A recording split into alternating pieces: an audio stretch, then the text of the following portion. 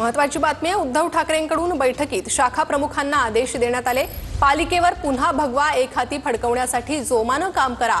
आपण जे करून दाखवलंय ते सत्ताधाऱ्यांनी घालवून दाखवलं हे लोकांना सांगा। मतदार याद्यांमधील किमान 300 घरातील मतदारांशी संपर्क ठेवावा अशा सूचना उद्धव ठाकरे यांच्याकडून करण्यात आलेल्या आहेत। अधिक अपडेट घेणार आहोत आमचे प्रतिनिधी निवृत्ती बाबर यांच्याकडून। निवृत्ती, काय अधिक माहिती आहे या बैठकी संदर्भात?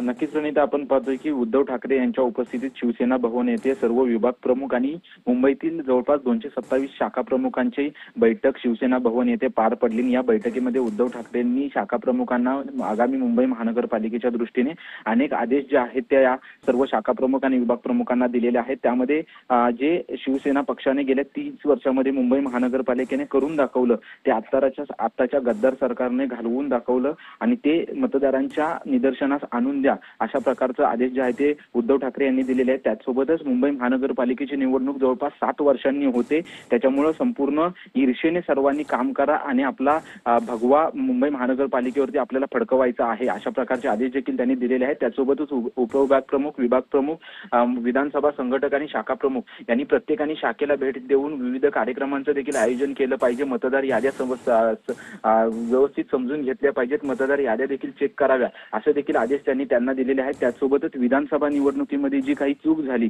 ती चूक पुन्हा होता कामा नये, त्यासाठी सर्वांनी यासाठी व्यवस्थित काम करा अशा प्रकारचे आदेश देखील त्यांनी दिलेले आहेत। त्यासोबतच मुंबईत जे काही स्थानिक प्रश्न आहेत त्यामध्ये पाणी, आरोग्य, शिक्षण, स्वच्छता आणि वाहतूक या सोयी सुविधांकडे देखील लक्ष द्या आणि कशा प्रकारे सरकार आपली गळचेपी करतंय असं नागरिकांच्या आणि मतदारांच्या लक्षात आणून द्या अशा प्रकारचे आदेश देखील उद्धव ठाकरे यांनी दिलेले आहेत। आता शाखा प्रमुखांची बैठक जी आहे ते पार पडलेली आहे। थोड्याच वेळामध्ये महिला शाखा प्रमुख आणि महिला विभाग प्रमुखांची देखील बैठक शिवसेना भवन येथे पार पडणार आहे। नक्कीच निवृत्ती, धन्यवाद या सविस्तर माहितीसाठी।